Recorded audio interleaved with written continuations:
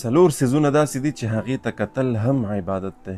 څنګه چې مونځ کول، د قرآن عظیم الشان تلاوت کول دا عبادت دی، دغسې دغې څلورو څیزونو ته کتل هم عبادت دی.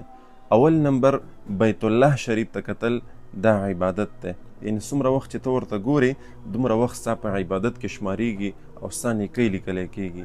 دویم نمبر د قرآن عظیم الشان مصحف یعنې قرآن کریم الفاظو ته کتل دا هم عبادت دی.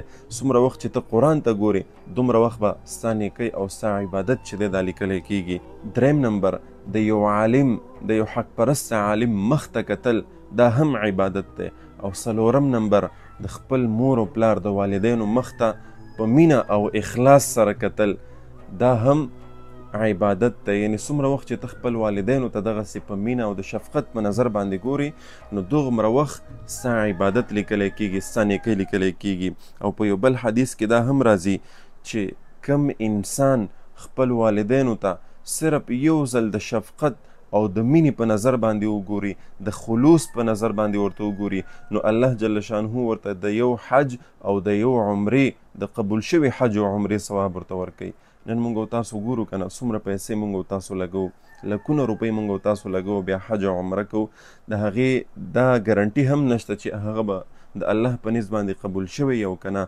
خو یو ځل که مونږ او تاسو مور او پلار ته د خلوص او د شفقت په نظر باندې وګورو نو الله جل شانه راته د قبول شوي حج او عمرې ثواب راکوي. دا څومره د سعادت خبره ده.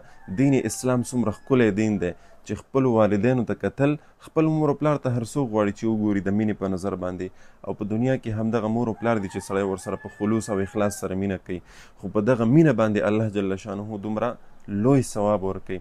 نو مونږ او تاسو ته پکار دی که الله چاته سعادت ورپه نصیب کړی دی او څوک په حرمین شریفین کې دي هلته کې اوسیږي، بیت الله شریف ته صرف ګورئ دا ستاسو عبادت دی. علماو ته ګورئ، حق پرست علماو ته ګورئ دا ستاسو عبادت دی. قرآن کریم رخلی که نور هیڅ هم نه، قرآن کریم ته ګورئ، الفاظو ته ګورئ دا ستاسو عبادت دی. او که دا یو څیز هم در سره نه نو خپل والدینو ته ګورئ، خپل مور او پلار ته ګورئ، ورځئ ورسره کښېنئ، خبرې ورسره کوئ او په دغه دوران کې مخ ته ګورئ، د شفقت او د مینې محبت په نظر باندې ورته ګورئ. خو د خپلو والدینو سره رویه هم صحیح ساتئ. دا نه چې ته د مور او پلار خبره نه منې، نافرماني کې او د هغې بېادبي کې او بیا کله ناکله ورځي او دغسې ورته په شفقت باندې ګورئ. نه، صرف کتل بیا کافي نه دي.